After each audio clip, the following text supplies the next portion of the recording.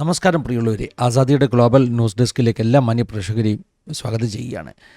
അമേരിക്കയിൽ മേരിലാൻഡിൽ നിന്നുള്ള ഒരു വാർത്തയാണ് ഇന്ന് ആസാദിയുടെ പ്രേക്ഷകരുമായിട്ട് പങ്കുവെക്കുന്നത്. അമേരിക്കയിലെ ജയിലുകളിലും ഹോസ്പിറ്റലുകളിലുമൊക്കെ ചാപ്ലന്മാരെ അറ്റൻഡ് ചെയ്യുന്ന പതിവുണ്ട്. ഈ രോഗികളുടെ സ്പിരിച്വൽ നീഡ് അല്ലെങ്കിൽ ഈ തടവിൽ കിടക്കുന്നവരുടെ ആത്മീക ആവശ്യങ്ങൾക്കൊക്കെ ഉപയോഗപ്പെടുക എന്നുള്ളതാണ് ഈ ചാപ്ലന്മാർ ചെയ്യുന്ന ഒരു ജോലി. അങ്ങനെ മേരിലാൻഡിലെ ഒരു കൗണ്ടിയിൽ ആദ്യമായിട്ട് ഒരു മുസ്ലിം ചാപ്ലൈൻ ഇപ്പോൾ വോളണ്ടറിയായിട്ട് സേവനമനുഷ്ഠിക്കുന്നു. ഈ ചാപ്ലൈനുമായിട്ട് ബന്ധപ്പെട്ട ചില വാർത്തകളാണ് പുറത്തു വന്നിരിക്കുന്നത്. സാധാരണ അമേരിക്കൻ ജയിലുകളിലോ ഇതുപോലെ ഹോസ്പിറ്റൽസിലോ ഒക്കെ ചാപ്ലൈന്മാരായിട്ട് വരുന്നത് ക്രൈസ്തവ വിശ്വാസമുള്ളവരാണ്. എന്നാൽ ചരിത്രത്തിൽ ആദ്യമായിട്ട് ഒരു മുസ്ലിം ചാപ്ലൈൻ, അദ്ദേഹത്തെ ചുറ്റിപ്പറ്റിയുണ്ടായ വിവാദങ്ങൾ അത് കോടതിയും കേസുമൊക്കെ ആയിട്ട് മാറി. കാരണം ഈ പറഞ്ഞ മേരിലാൻഡ് പ്രിൻസ് ജോർജ് കൗണ്ടി എന്ന് പറയുന്ന കൗണ്ടിയിലെ ജയിലിൽ ചാപ്ലൈൻ ആകണമെങ്കിൽ ഒരു ആപ്ലിക്കേഷനിൽ തന്നെ ക്രിസ്തീയ വിശ്വാസം ഡിക്ലെയർ ചെയ്യണമെന്ന ഒരു വകുപ്പ് ഉൾപ്പെടുത്തിയിട്ടുണ്ട്. എന്നാൽ ഈ ഒരു മുസ്ലിം ഇമാമാണ് ഇദ്ദേഹം അങ്ങനെ ക്രിസ്ത്യൻ ഫെയ്ത്ത് ഡിക്ലെയർ ചെയ്യാൻ വിസമ്മതിച്ചു.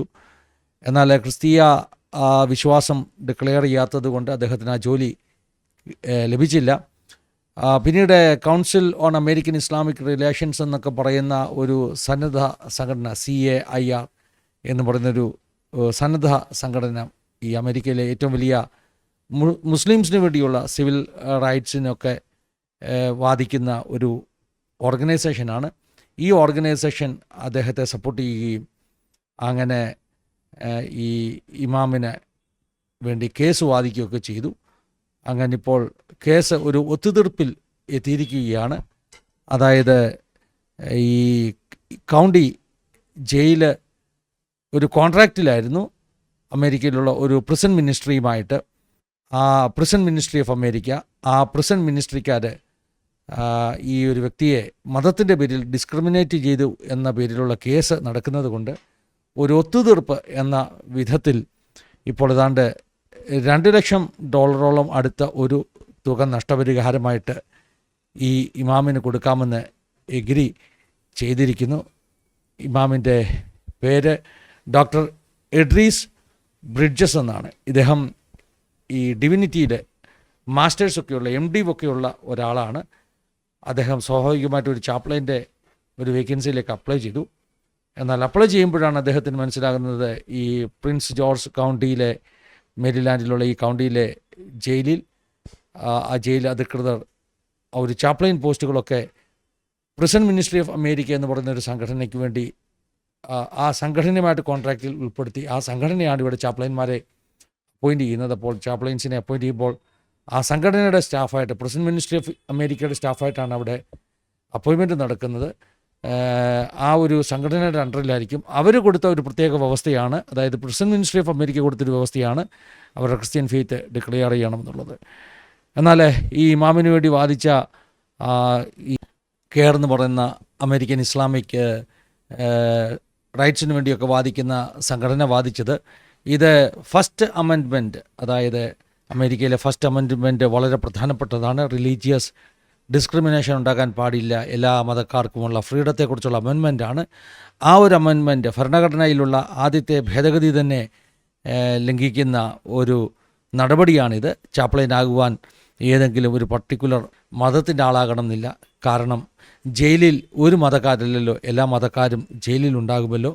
അതുകൊണ്ട് ക്രിസ്ത്യൻസിന് മാത്രമേ ചാപ്ലൈനാകാൻ പാടുള്ളൂ എന്നത് ഡിസ്ക്രിമിനേഷനാണ് എന്ന വിധത്തിൽ അവർ കോർട്ടിൽ വാദിച്ചുകൊണ്ടിരിക്കുകയായിരുന്നു. എന്താണെങ്കിലും കോർട്ടിൻ്റെ വിധി വരുന്നതിന് മുമ്പ് ഈ ഒരു അമേരിക്കൻ പ്രിസൺ മിനിസ്ട്രിയുമായിട്ട് ഈ care, council on American Islamic relations ഒരു ഒത്തുതീർപ്പിലെത്തി. അങ്ങനെ ഈ ഒരു ഇമാമിന് ഏതാണ്ട് $2 ലക്ഷത്തോളം അടുത്ത തുക, $195,000 കൊടുത്ത് ഈ പ്രശ്നങ്ങൾ പരിഹരിക്കുകയാണ് ഇപ്പോൾ ചെയ്തിരിക്കുന്നത്. ഇത് വലിയൊരു നേട്ടമായിട്ടാണ് കെയർ അവകാശപ്പെടുന്നത്. അമേരിക്കയുടെ ചരിത്രത്തിൽ ആദ്യമായിട്ട് ഒരു മുസ്ലിം ഇമാം വന്നിരിക്കുന്നു. ഓൾറെഡി ഈ എഡ്രീസ് ബ്രിഡ്ജസ് എന്ന് പറയുന്ന ഈ ഇമാം ഇപ്പോൾ തന്നെ ആ ഒരു കൗണ്ടിയിലെ പ്രിൻസ് ജോർജ് കൗണ്ടി ജയിലിൽ ഇമാമായിട്ട് അദ്ദേഹം സ്വമേധയാ വോളണ്ടറി ആയിട്ട് സേവനം അനുഷ്ഠിച്ചുകൊണ്ടിരിക്കുകയാണ്.